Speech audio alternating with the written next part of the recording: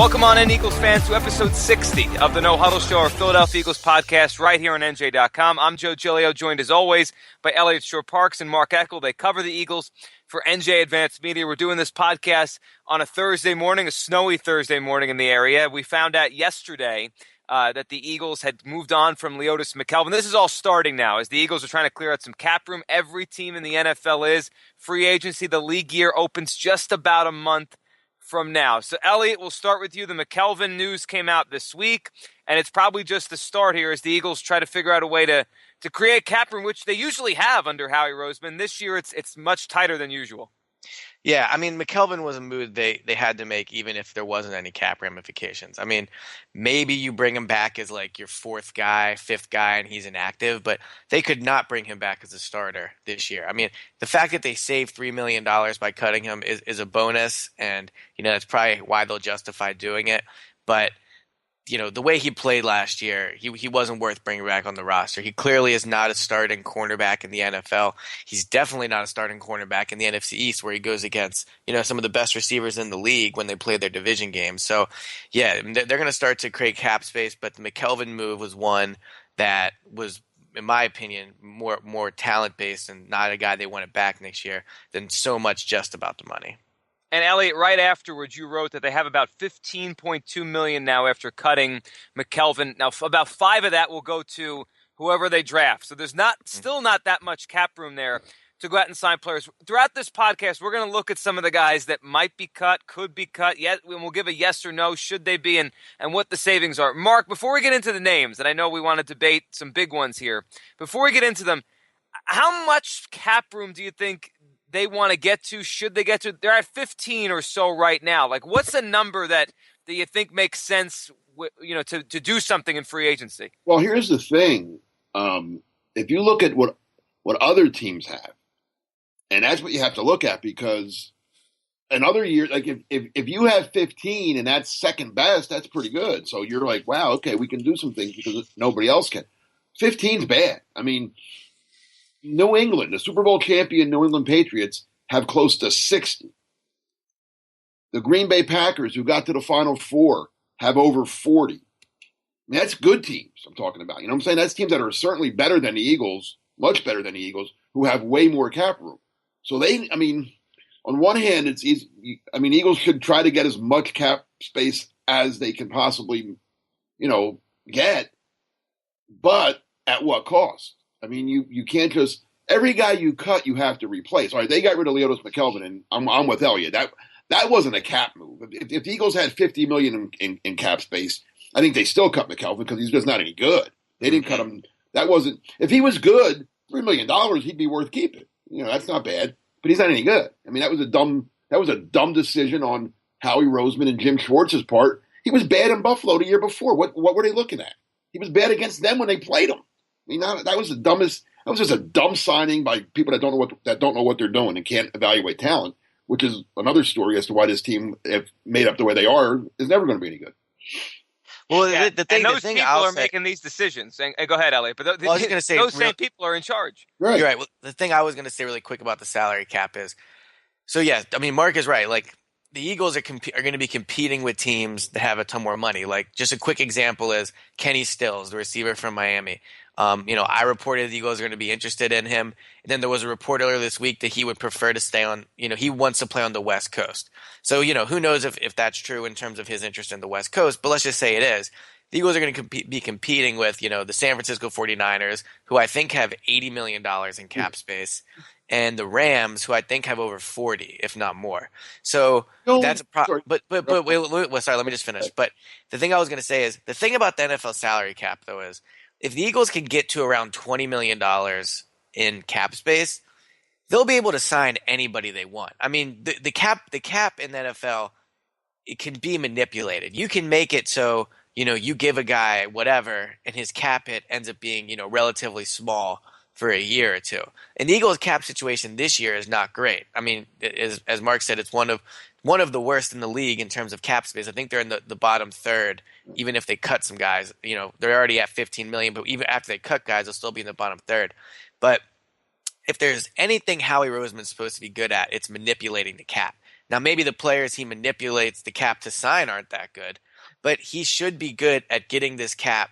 He should be able to say, okay, we want, let's say Houston Texans cornerback AJ Boy, becomes a free agent, right?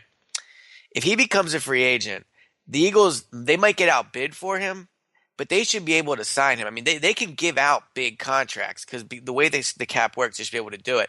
But as Mark said, if you're a free agent, and maybe we could talk about this now on a larger scale, but why would you want to come here? I mean, what is there besides the money that would make you want to come to Philadelphia? And if the money's better somewhere else, I mean, Howie can do everything he wants, but at a certain point, if you're competing with a team that just has more money, it's going to be tough. Right. That's what I was going to. There's two things that you said I want to comment on. You say Howie can manipulate the cap. Eventually, it comes. That's why they're in trouble now because of bad deals he's done in the past. All right. So you sign a Kenny Stills and you lower his cap number's low for this coming season. But then eventually, it's going to. If you're giving him a lot of money, it's going to add up somewhere. It's going to hit. Whether it's an 18, 19, whatever, it's going to hit in one of those years. So that's not really manipulating. That's just doing what our government does, and we're in debt because of, you know what I'm saying? I mean, you have to pay it eventually, or you want to get rid of the guy because you can't afford him after 2 years. I mean, so I don't want to hear how he does a good job with the cap. He does a terrible job with the cap. Joe Banner, for all his faults, did a great job with the cap. He knew how to do the cap. Howie just overpays everybody, and eventually it comes back to bite him. That's why they got rid of Deshaun Jackson and LaShawn McCoy. And because their cap number, LaShawn McCoy's cap number was ridiculous that last year. They had to get rid of him. And that's the thing with Jason Peters, and I'm sure we'll talk about this in a little bit. But so Jason Peters' cap hit this season is $11.7 million, which actually isn't that bad for a starting left tackle. I mean, if left tackle is the second most position in the sport, probably besides the quarterback. You can make the argument for defensive end, but left tackle is certainly up there. And 11.7 isn't that bad. I think it's the eighth highest among left tackles. So his average salary is 10. Right, which isn't bad. But he's not I think he's in the top 10 tackles in the league. Yeah, but I'm saying it's not a cap number where if he was 28, you wouldn't be saying, oh, well, they got to do something about this cap number. It's not an outrageous cap number. When LaShawn McCoy had a cap number of 15 million or 14 or whatever it was going to be that last year, that was a lot for a running back. That was, the Eagles had to do something. But my point is, when Jason Peters got that deal, they knew in 2017 he was going to be 34, 35 years old. I mean, this isn't like a surprise development that in 2017 this is his age. I mean, they knew that. So to what Mark was saying is, yeah, they got to figure out what to do with Jason Peters. But if you're Jason Peters, you're saying, no, I signed this deal. Why would I take less money all of a sudden when I played 16 games last year? I was probably your most dependable. Yeah, I was probably your most dependable offensive lineman last year. So, yeah, is $11.7 million. Could the Eagles get that too? Would they like to have that lower number? Absolutely. But they gave this deal. So, they'll have to figure something out to get more cap space. Now, let's talk about this. And we'll get into all the names. And obviously, Peters is in the news because the story came out a couple of days ago that the Eagles, the ball's moving here, and it may be trying to get him to lower this cap number. Now, I think based on where he is in his career and all the money he's made, this isn't an original story, right, guys? I mean, we see this all the time where veterans are asked to take a pay cut, maybe when they don't really deserve to. And yeah, they sign this contract, but he can give them a break here, can he? And Mark, I know you and I disagree a little bit on Twitter. Why should he give him a break? Because does he want to win here? I don't know. He wants to get paid. I'll give you a quote from him. Is he going to win here? Well, I don't know that question, but I didn't answer that. But I do know this. And this is what he said in December. He talked about Carson having a lot of upside. And this is a quote from Jason Peters. I feel like if we get the right pieces in here to help him a little bit, not saying that we don't have them, but we don't have the firepower that we normally have every year. At the end of the day, he has a lot of upside. I would definitely come back and try to protect his blind side again. I really want a ring. It would be sad to play all these years and not even get close. That's Jason Peters in December. He can help them do that. All right, first of all, Jason Peters could play for free next year, and they're not going to win a ring. But anyway, go ahead. Agreed on that. But the point is, he can help them get some better players in here, right? He takes a couple million off. It helps. But why? Because he wants to win. So cut me, and I'll go to Denver tomorrow, and maybe go to, or Seattle tomorrow, and I get a better chance to win. And that's fine. But we're staring at it. We're in a staring contest, right? How do you think this plays out with this guy, Mark? I think the Eagles, if the Eagles are smart, they back down and bite the bullet and pay him what they promised to pay him. He's not taking a pay cut. See, there's a difference between restructuring your deal and taking a pay cut. Right. There's a big difference. Pay cut means your pay cut. You're supposed to make 11. We owe you 10.3 this year. We're going to pay you 8.1. That's a pay cut. Now, if they want to take the 10.3 and lower it this year, but give them a bonus of money up front that they could stretch out over 2 more years, he might do that as long as he's still making 10.3 this year.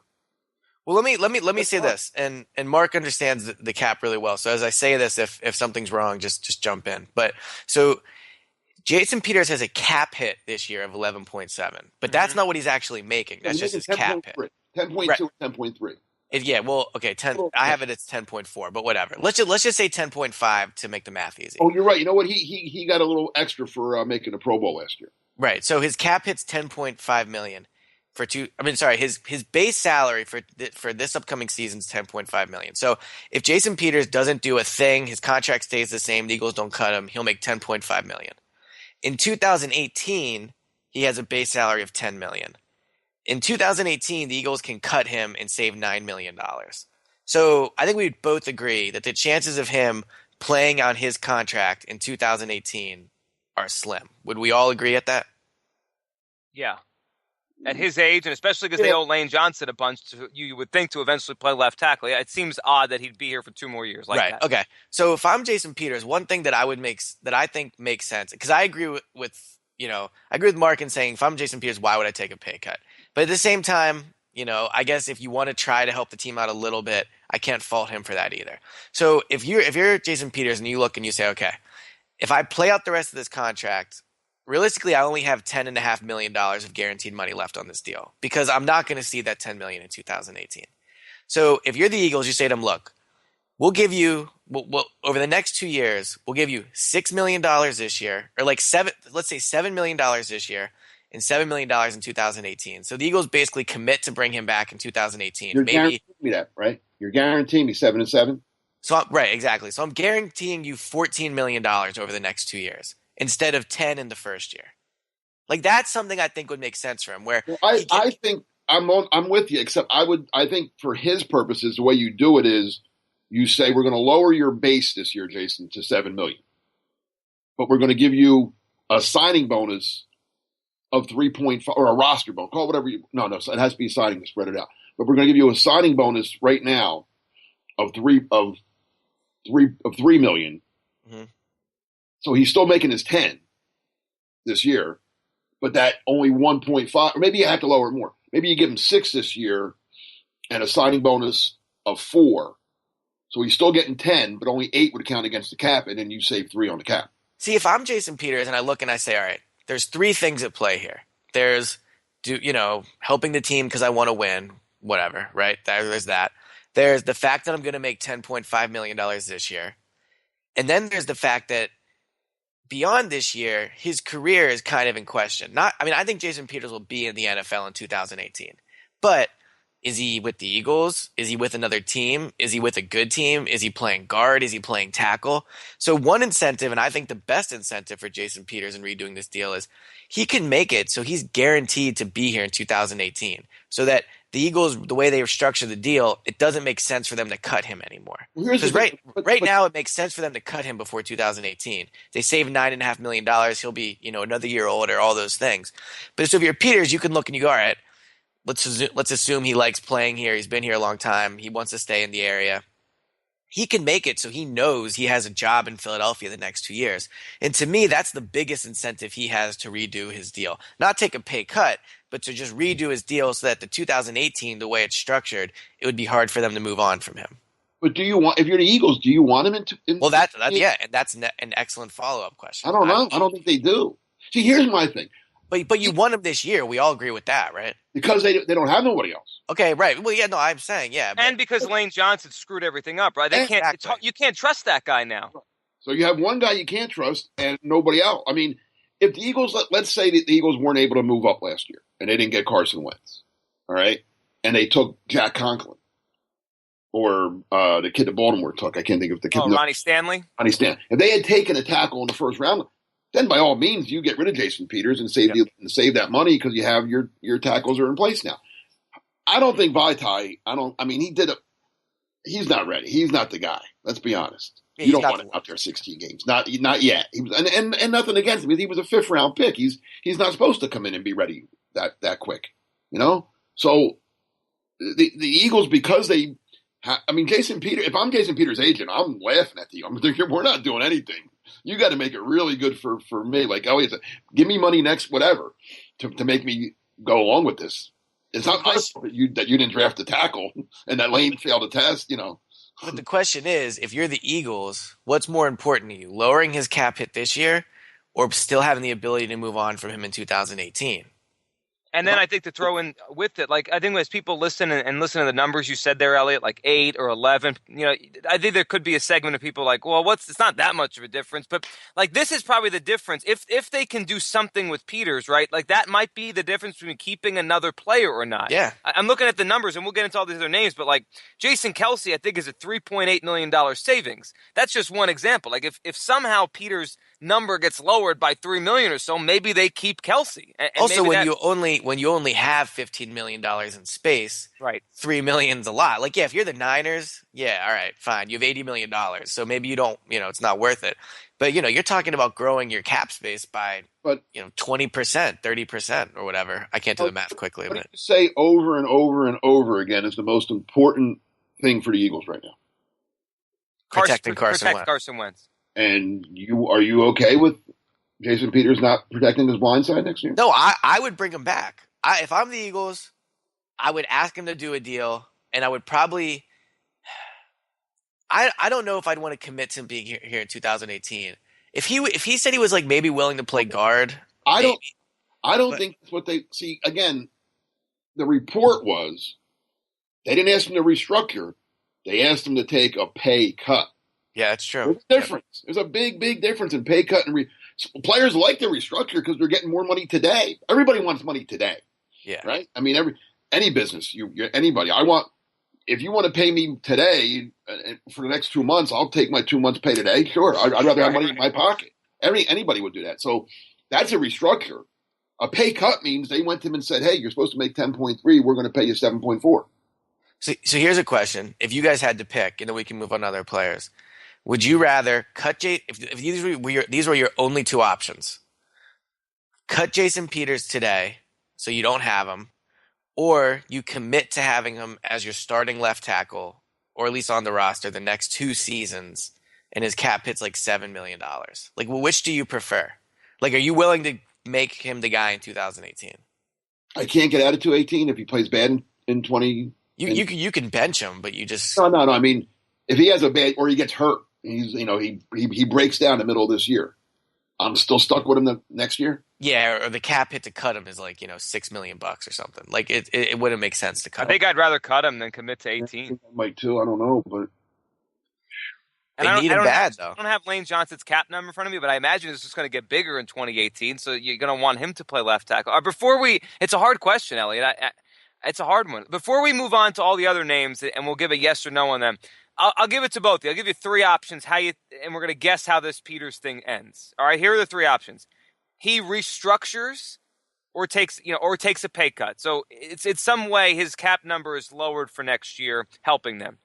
That's option 1. Option 2, he makes all $11.7 million and they shrug their shoulders and walk away, and then he plays left tackle for 1 more year, or they cut him. Rank those 3 in likelihood, Elliot. What's the most likely of those 3? Least likely.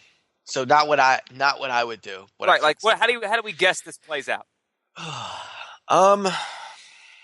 God, that's a tough one. I would say I think the top option is something happens in terms of a deal. I think that would be because I think he wants to stay here. I think the Eagles want him. I think there's incentive on both sides. But the second one is I kind of think the second one is cut him just because I think the Eagles are not smart and so I mean and it makes no sense, but I could just see them doing something stupid like cutting him and moving Lane Johnson to left and just starting Vitae.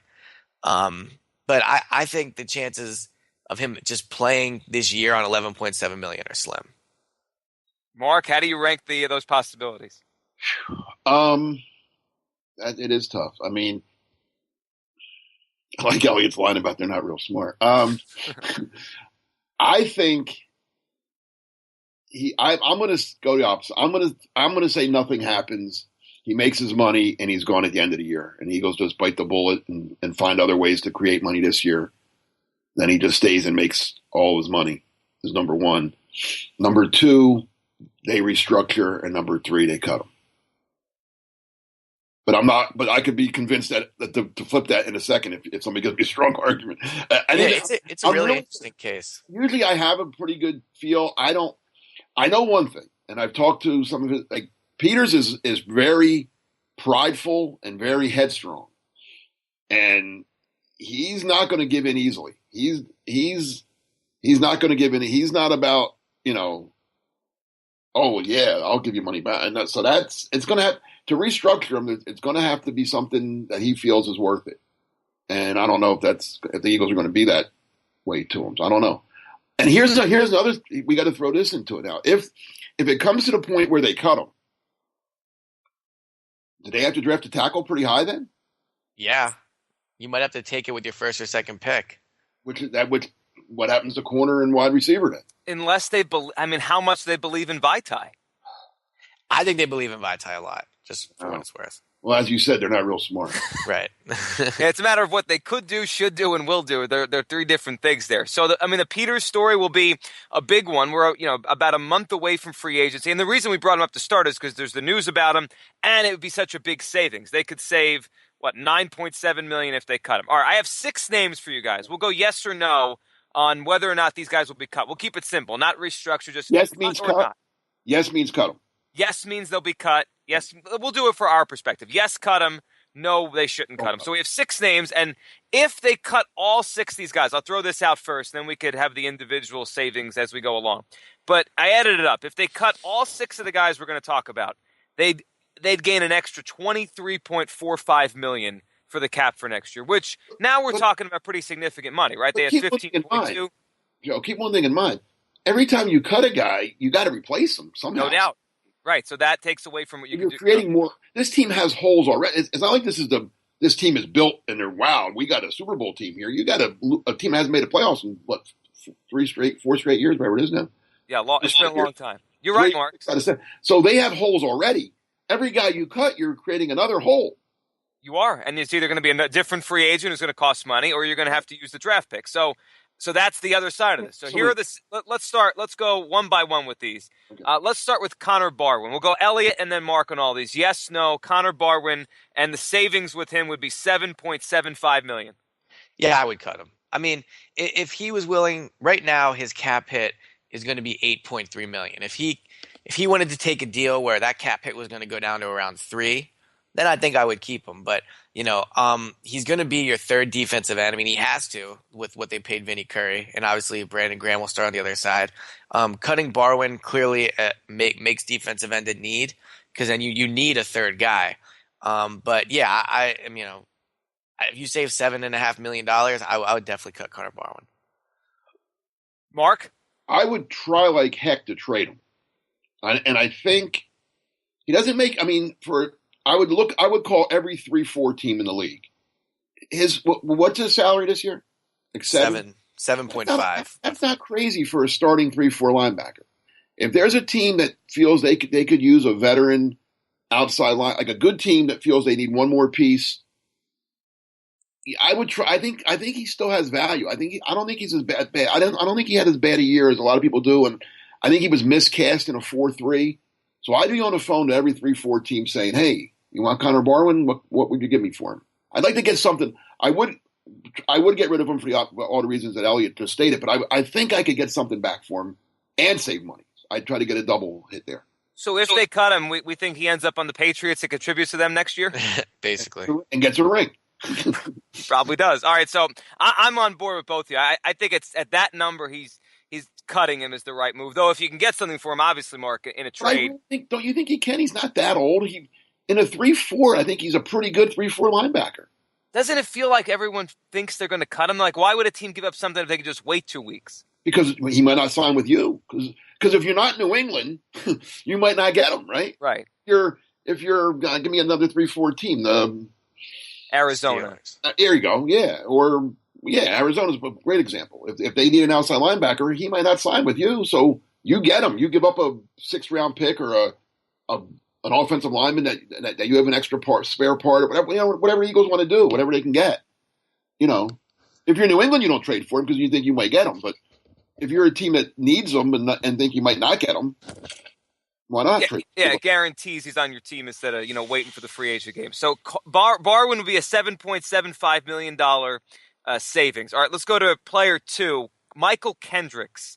It's a $1.8 million savings if they cut Kendricks. Elliot? Well, hold on. Let me say this, though. If they designate him as their June 1st cut, which is, just like NFL cap salary rule or whatever, they save around the cap savings is $5 million. That's a big difference. Right. And it leaves a $1.6 million in dead money. But, it's still for a $5 million. Michael Kendricks is not going to be on this roster next year. We can go through it. We can talk about it. But he's not going to be on the roster. Because they don't, you're not going to, he's got a cap hit of $6.6 million. They clearly don't think he's a very good linebacker. They hardly play him. I think he's a guy that has the potential to go elsewhere and play well because he does have the athletic ability and he's proven as a blitzer he can make plays. But he's not going to be on the roster next year. So if they could try to trade him, but they tried to trade him the past 2 off seasons and they couldn't get anything for him. So I think a trade is unlikely. I think they'll designate him as their post June 1st cut and they'll save $5 million. Mark, where do you stand on Kendricks? They didn't play him much last year. Percentage of snaps, he didn't play. Yeah, they can't keep a guy who in one game played all 3 snaps and he was healthy. So he can't be here. The most snaps he played in any one game last year was at Seattle. He played 31, and that was still only 40% of the plays. No, they can't. It's a way. And this isn't even for. This is a lot like Leodis McKelvin, who we began the show talking about, in that it's not just to save money. He's not. Why have a guy on a team that you don't play? He's not any. They don't. I think he's better than they do, but I agree. Make those decisions, so they don't think he's any good, and I agree with Elliot 100%. They're not going to. I don't think you. I think Barwin has value. I think they've devalued him so much that no one's going to give you anything for him at this point.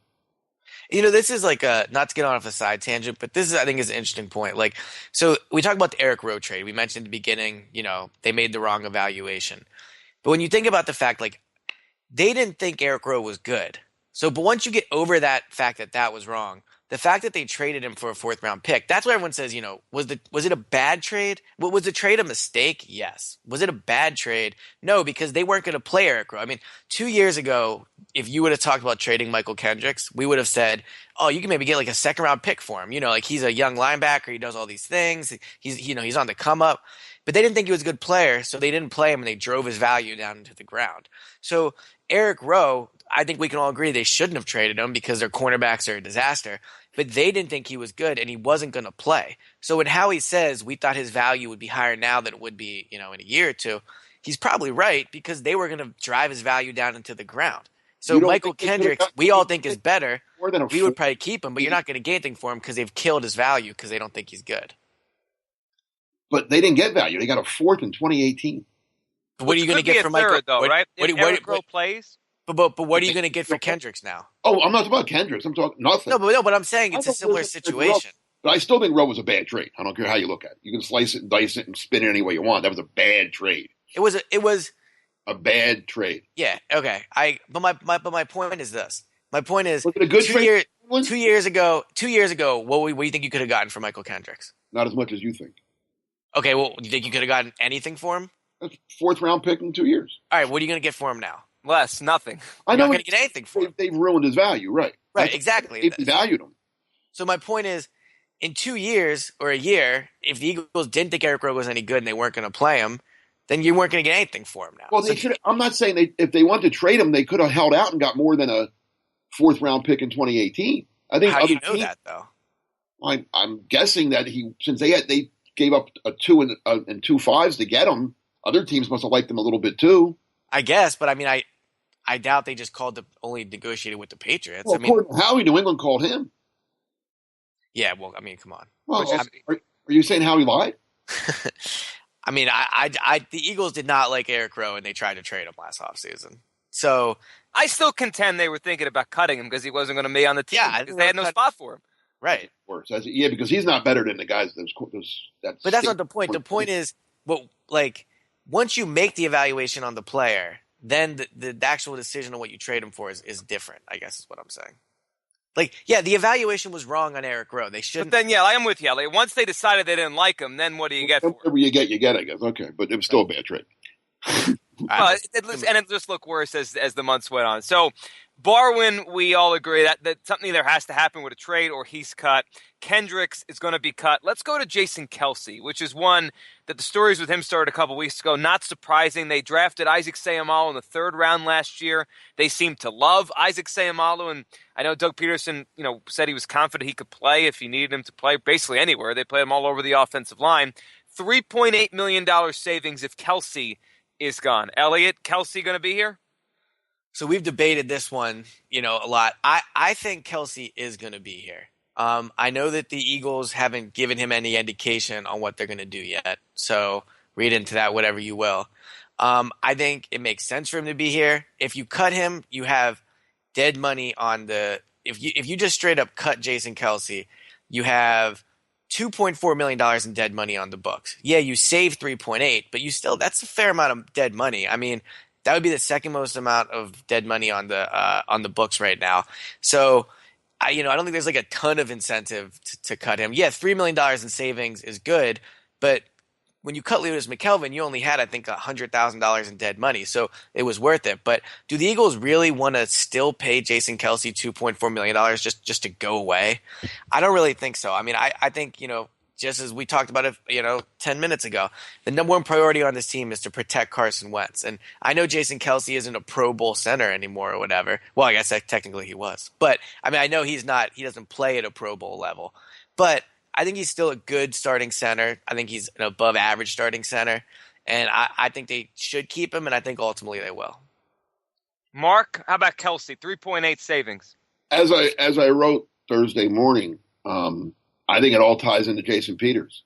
If Peters is back, I think Kelce has to go. Simply because you need some money somewhere, and you have to take a hit on, But if Peters goes, then you can't have a totally new look line in front of your franchise quarterback.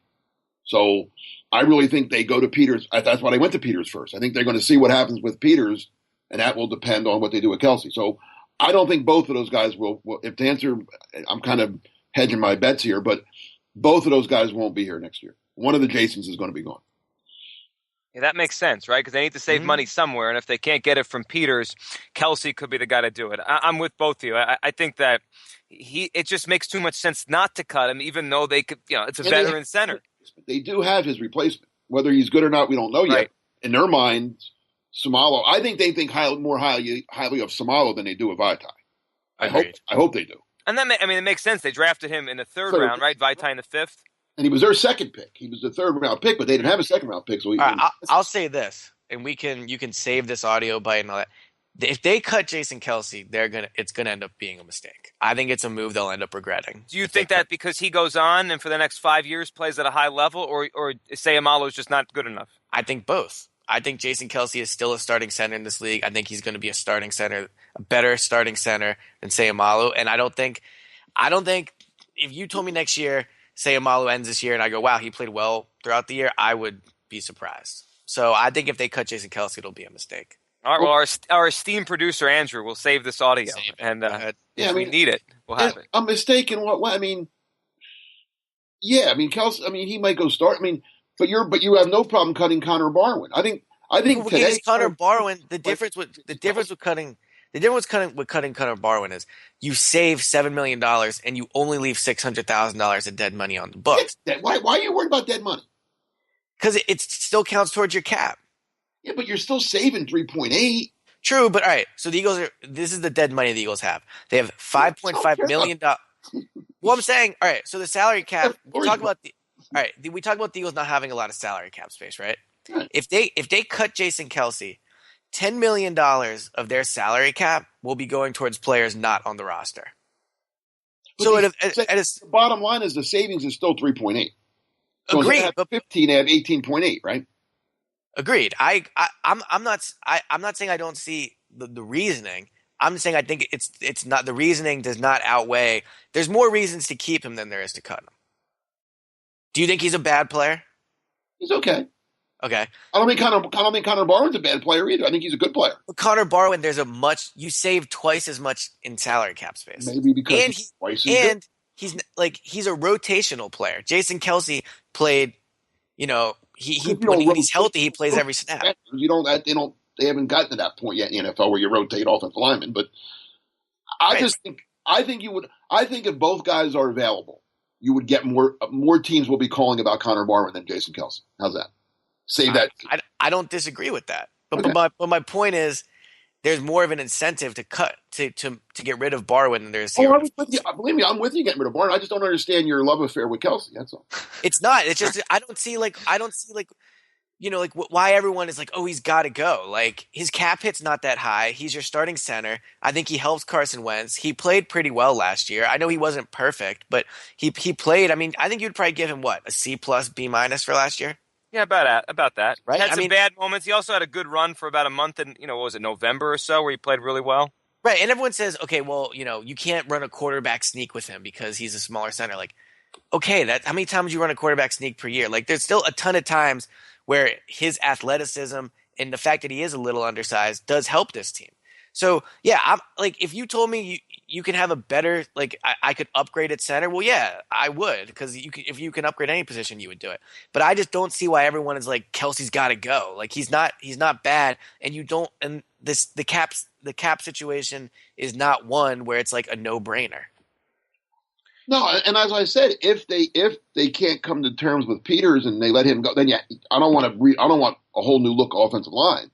So, but I mean, although then you can make the argument you just restart, but whatever. Go ahead. No, but I'm saying, but then you're risking Carson Wentz getting killed. I would rather keep Jason Peters at 11.7 and keep Jason Kelsey at 6.6 than I would get rid of both of them. All right, let's add this into the mix, because I was going to throw this name in next anyway, but I think it all ties in. Clearly, all three of us, and you guys are around them all the time, they like Isaac Seumalo, and that's why there's something to all this, because, all right, Seumalo could play multiple positions. He was a center in college, but clearly last year he showed he could play. What about this name? And Mark, we threw this out before the show, and you kind of said, well, why is he involved? Well, if they're going to keep Peters, like Elliot might say, maybe you keep Kelsey. What about cutting Alan Barber? And not because Barber's a bad player, but clearly they like Seumalo, and it would give him a place to play at left guard. And Barber is a $2.1 million savings, which, again, with a team that only has $15 million, that's a pretty big chunk of change. Elliot, how about keeping the other guys, like you mentioned, and cutting Barber?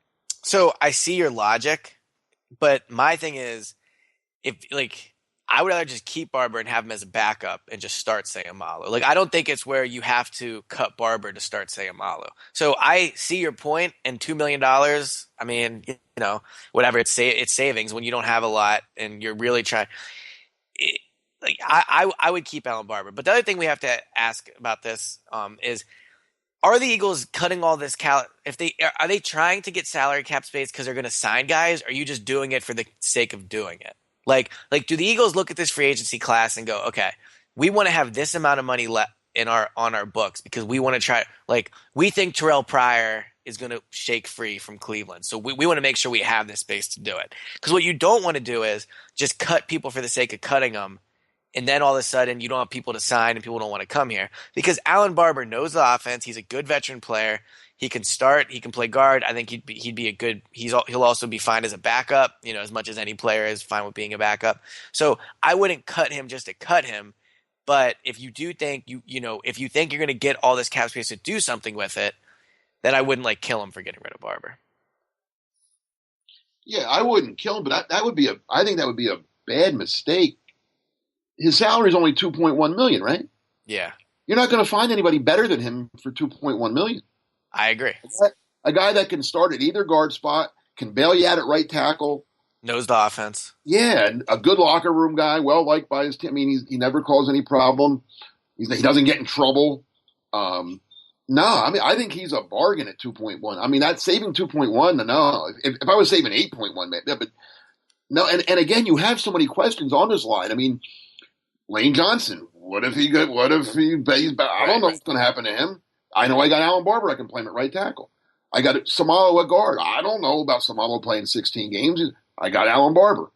Brooks at the other guard. He might wake up and not want to play today. I don't know. I got Alan Barber. I know Alan Barber. I think Alan Barber is much more, and I do like him personally. So I'm not going to try to keep that out of it. But I would not. I think he's a valuable part of this team. You mentioned the Brooks thing there, Mark, and that that is troubling for the Eagles, and they obviously hope that he gets everything under control and he's able to play and be good for them because they paid him a lot of money. But that's another. And I'm not going to say he's unreliable. It's his touch and feel thing because I don't think even they understand what he goes through. But like Lane Johnson, we know you can't trust, and they have an issue there with their right guard. That you're right, he may have issues where he wakes up and he can't play that day. So you do need depth this year, and crucial games. Yeah. So yeah, that's why Alan Barber to me is too versatile and too valuable to save just $2 million for it. I didn't even. When you brought his name up prior, I didn't even have him on my list of someone that they would think of getting rid of. But that's who knows what they might do. All right, two more names. They play the same position, and it's a $4 million savings for each. And look, if we're trying to make a case why we shouldn't cut some of these other guys, I mean, they're going to have to find money somewhere if they're going to be active in free agency. So $4 million for each of these guys, same position: Elliott Ryan Matthews and Darren Sproles. Yeah, I would get rid of both of them. Now, I think you can trade Sproles. I think they can get something for him, and I just think this team is at a point where having a running back of Sproles' age on the roster doesn't make sense. I think you cut them both. You get $8 million, then you use that to do something with you fix the line or whatever, and then you draft running backs and you go into next year with young running backs. Again, it's nothing against Darren Sproles. Like, this isn't a Leodis McKelvin situation. You can make the argument Sproles is their best offensive player. I mean, in terms of just what he can do and, other opposing defenses worrying about him. I just think there's a perfect situation where it doesn't make sense to have Sproles here. Sproles, last offseason didn't come to the voluntary OTAs. There was rumblings that he didn't really want to be here. So I think moving on from him makes sense, and I think he'd be perfectly okay getting traded to, a Seattle or San Diego or something like that. Mark, what about the two running backs? One, both gone? How do you play it? Well, Matthews I'll be stunned. Like I've never been stunned before. If Ryan Matthews is here next year, even before he got hurt, I think he was gone. Now he's damaged goods on top, and they don't need him. So no, he's gone. And $4 million, that's a nice pickup there. Sproles, I hear everything Elliott said, and I can't really disagree with any of it. But I wouldn't kill them if they brought him back. I would kill them if they brought Ryan Matthews back. That would just be stupidity. But I could see keeping Sproles for some reasons, maybe to help the young. He is a good locker room influence to some of the younger guys. I don't know how important that is anymore, but I wouldn't kill them if they got rid of Sproles. I was surprised they gave him the extra year this year. That tells me that they might keep him because he was supposed to be up this year, and then they could have just let him go.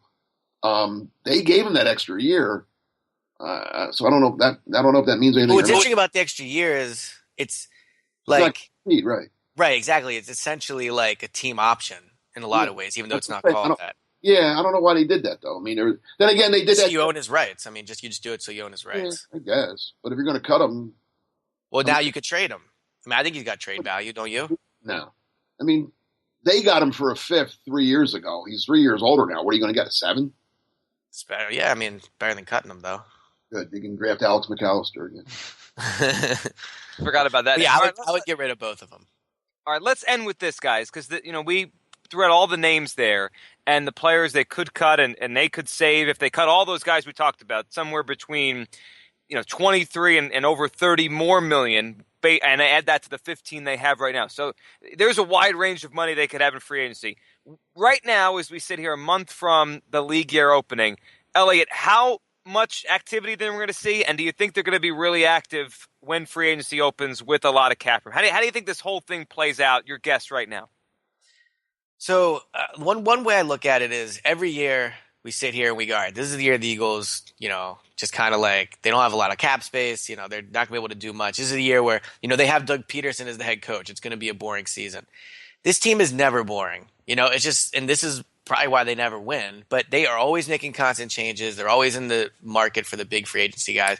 So yeah, I do think when free agency hits, the Eagles are going to be involved in a lot of these guys. I think if Alshon Jeffrey, if he does indeed become a free agent, then yeah, I think they'll be in on him. I think if Terrell Pryor hits the free agent market, Kenny Stills, I think any big name free agent out there that's a cornerback or a receiver, the Eagles are going to be interested in. And I think they have the cap space to get it done. The question is, do players want to come here? I think Wentz helps because I think they'll look and they'll say they have a quarterback. But, the Eagles are not that close to winning. So I wouldn't call the Eagles a free agent destination. I mean, this isn't, going to play for New England or going to play in a city like Miami. It's nothing against Philly. I love Philadelphia. I just don't think it, it doesn't have the warm weather. It doesn't have like no income tax like some states. So I think the Eagles will be in on guys. If, are they going to recreate the dream team and sign a bunch of free agents? I don't think that's going to end up being the outcome.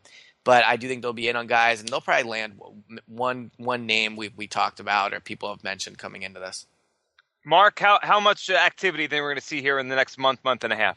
I think they get one. Elliot said at the end, I'll lead with that. I think they sign one premier player, whether it's a corner or a wide receiver, I don't know, but I think they'll sign one starter. They'll get one guy that comes at they sign him, they give him a good solid contract, and he will be starting at either wide receiver or corner or whatever position the guy plays. I'm assuming it'll be one of those two spots. And then they kind of maybe get depending on who they get rid of, if they get rid of Matthews and Sproles, they may have to sign a middle of the road running back just to have somebody on the roster besides Wendell Smallwood. That's all they would have, right? If they get both, I guess Barner's restricted, so I don't know what they're going to do with him. But I think one guy that everybody says wow for, they'll get, and then maybe a couple minor guys like last year when they signed to Wisniewski and guys like that. It should be interesting. They have a lot of names that could get cut. They have a lot of holes they're going to have to fill, and they're going to see how much money they could put together here. Guys, this was a fun one. We'll look forward soon to the next period of this and who they might target, who they should target, and how much money they're going to have. We'll be back soon with our next episode. Elliot, as always, thanks for doing this. No problem. Talk to you guys soon. Thanks, Mark. Thank you, Joe. And thanks to all of you for listening to episode 60 of the No Huddle Show, our Philadelphia Eagles podcast right here on NJ.com. You can subscribe on iTunes, Stitcher, SoundCloud, anywhere you listen to podcasts. We're there. We'll be back soon on NJ.com.